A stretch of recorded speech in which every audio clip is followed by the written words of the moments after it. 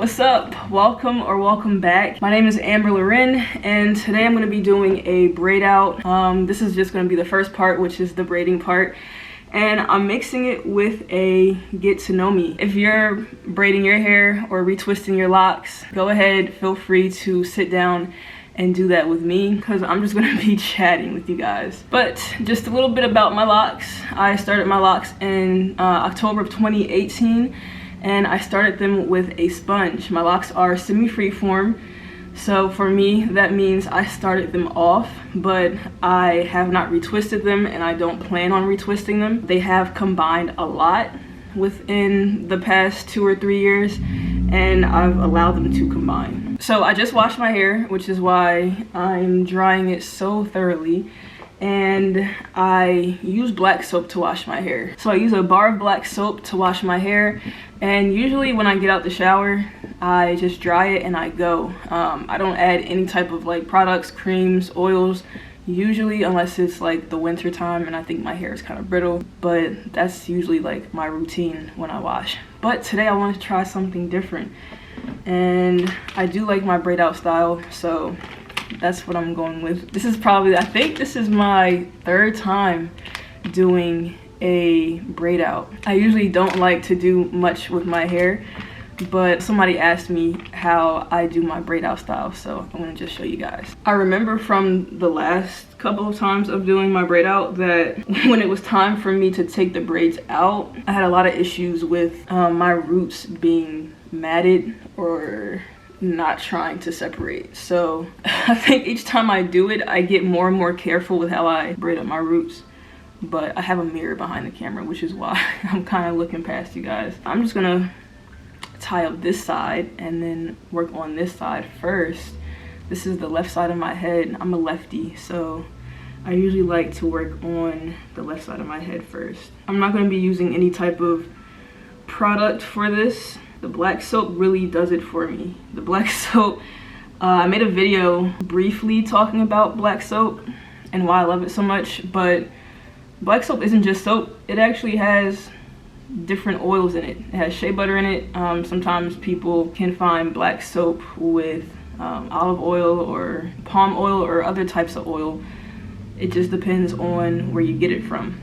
After I'm done washing my hair with it, I really don't feel a need to apply any type of product. And over the past 3 years, my hair has seemed to love it. So that's why I just stick with what works. I decided to start my semi-freeform locks because at that point in my life, I felt like I needed to, I don't know, something in me was kind of just like breaking out of, I guess, what I had been doing for my entire life. I've always been like the rebellious type, and I think that this journey has been a larger step in my personality of being rebellious. So what I mean by that is once I first learned about semi-freeform locks and freeform locks especially, I learned that a lot of people did it for a spiritual reason, and a lot of people did it to focus on what was inside of them instead of what was being portrayed on the outside. So when it comes to our hair, a lot of the time we can get so caught up in how our hair looks, and we can get so caught up on how people are perceiving us based on how we look and how our hair looks. And when it comes to freeform, your hair is defying the beauty standards that we see in society today. And I felt like that was a step that I wanted to take, and that something inside of me was ready to take. But like that was my speaker. But within the first couple of months of me starting my locks, I did notice, like, I don't know, I guess I could say I noticed people in public, strangers, even people that I knew previously, they look at you a little different sometimes. They have something to say. And I remember specifically this one time, I think I was in a grocery store or something, I don't even know. Yeah, I was just walking through the grocery store shopping, and this older lady was behind me just like looking at my hair, and she kind of looked like she wanted to say something about it, but not anything positive. And yeah, I could tell that she was being judgmental. And this journey has made me grow a thicker skin, and I already had thick skin, but this journey has really made me not care about other people's opinions of me. And it's made me really ask myself, what do you want to do with your life? How do you want to look? How do you define beauty?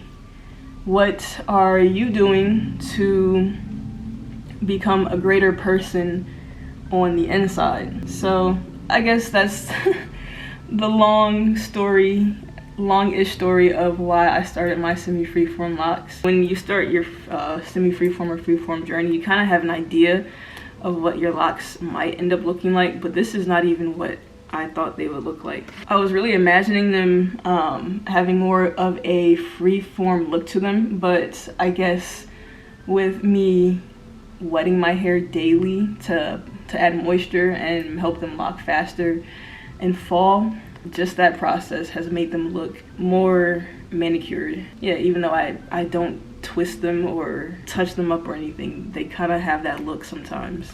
Ooh, I know I have a couple of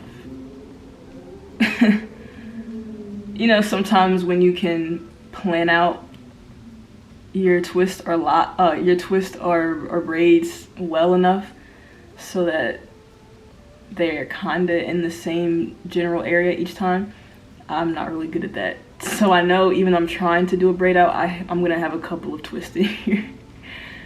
But it's okay. But besides my locks and my lock journey, a little bit about myself, what I've been doing lately. Some things I like to do. I've been doing photography since I was 9, officially. My mom gave me my first professional camera for Christmas when I was 9. I've loved doing video and photography since cell phones had cameras. And I could pick up, you know, my mom's phone and start recording and taking pictures. That's really when my love for photography and videoing myself started. But even though I love photography, I don't do it for any type of income. I tried that out in 2020, doing photography for income, and I've made a video about this too, but I've learned that when you take your passions and try to monetize them, you end up, I guess, resenting your passion. It's kind of weird, but I realized that when I was doing these photography projects for people and shooting them, that it wasn't fulfilling to me, I guess because I had my clients' expectations in my head, and you know, I was working in time frames and things like that. I couldn't just take some pictures for fun and then decide when I was going to edit them, how I was going to edit them to, like, you know, the fullest extent, because you know, people have visions of what they want things to look like, and you don't always have full creative control when you have clients who are paying you. So that was short-lived. I'm still very interested in photography, and when I travel and go places, I bring my camera. But even though people still ask me today, hey, do you still do photography? No. I'm so sorry. I don't. Not for clients, nah. But 2020 was a great year for going within yourself and learning more about yourself and about your interests. I learned so much in 2020. I tried so many things in 2020, like interest-wise, lots of hobbies and things that I've been wanting to try. I did that in 2020, and I learned a lot. One thing I did in 2020 was write an ebook. I wrote an ebook on how to pick stocks when the whole stock market, I guess, like the small crash was going on, and the whole economy was kind of freaking out because things were not open, and you know, stocks weren't doing as well. Businesses couldn't bring in as much income, so the market was really down. And I wrote an ebook on how the average person can hop on a stock app like Robinhood and pick out some stocks to buy to make some quick profit. And that was really fun. I realized that even though I'm a decent writer, people have told me that I'm a decent writer, though the act of writing it's kind of like my photography example, where I like it, but when it comes to having to do it to a standard that other people will also like, that's something different. But I think it only took me a couple weeks, and I ended up finishing that ebook, and I promoted it on my Instagram, and I let people download it for free. But one thing about me is I'm always looking for new ways to make money and new ways to help people, even if it doesn't mean money. I genuinely like helping people like learn new things, especially when it comes to things that we're not traditionally taught in school. So like psychology, I like to read books on psychology. I also like to share little bits of those books on my story, on my Instagram story, and just how the mind works and how society works. I think once I realized that society is like a play and we are all like actors in a play, we're playing a role. Once I realized that, my whole life kind of changed. It sounds cliche, but it really did. And the book that I read was for my sociology class. It's this book right here, Peter Berger, An Invitation to Sociology. This book, I don't even know how to explain it, but once I started reading it, I was like, oh my gosh, nothing has been the same since. And it's not like, I don't know, it's real science. It's not like theories where there's not research to back it up. It's like actual science, science that has been backed up by lots of research, theories that have been backed up by lots of research. So even though those YouTube theories and conspiracies are fun to read, fun to watch, the real stuff is a lot cooler. Ooh, that's kind of, yeah, I'm just gonna act like, yeah, I'm gonna add an extra rubber band to that too. Oh, now I need to get to the bag. To the bag.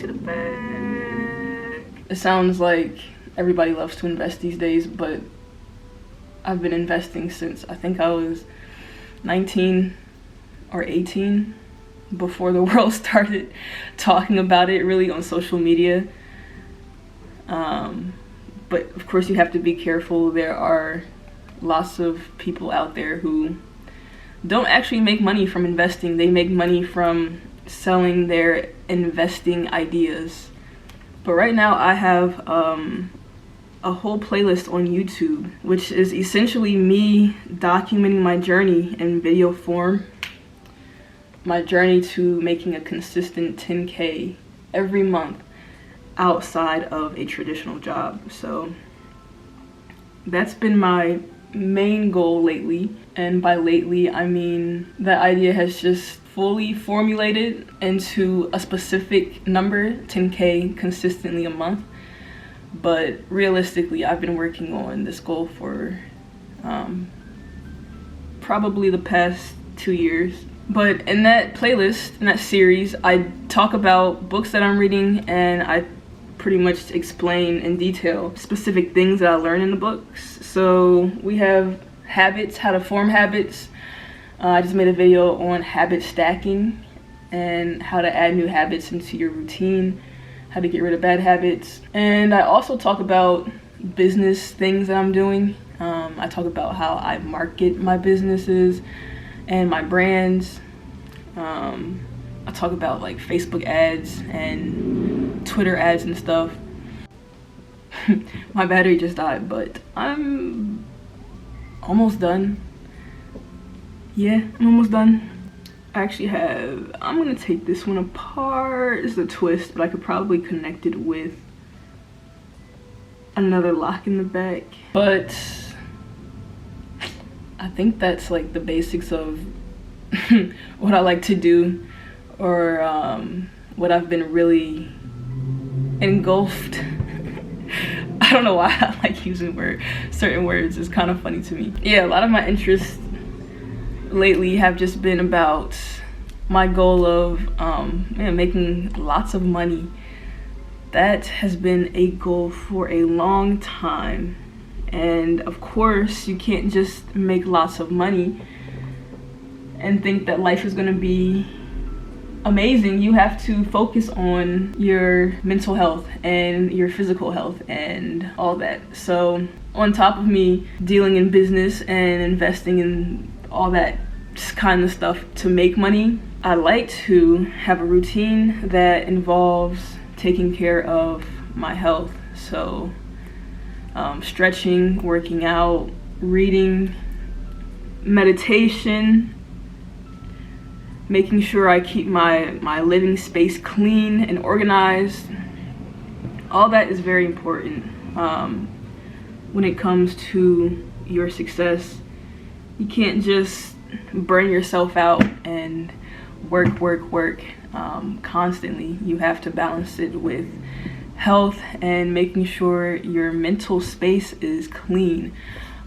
That's one thing I used to struggle with was having lots of thoughts in my head and wanting to constantly be doing something, but that doesn't leave room for sitting down and regrouping. Or look, I live in the city.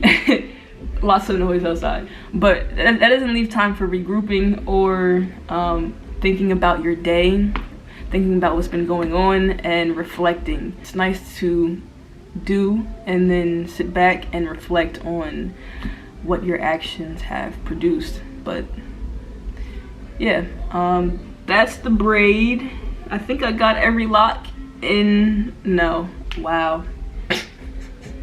Yeah, that's the braid. In the next day or two, I will have a video which will be a lot quicker, and it'll be the braid out, and you guys can see the product of my braids. So if you have any questions, please leave it in the comment section. I respond to every comment, and thank you for watching. I'll see you in the next video. Hold up.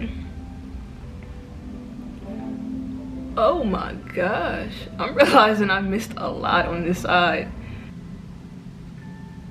I really I really stopped recording like I was finished, and I had so many that I missed.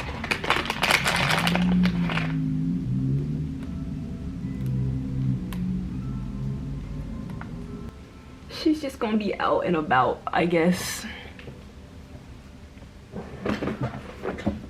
But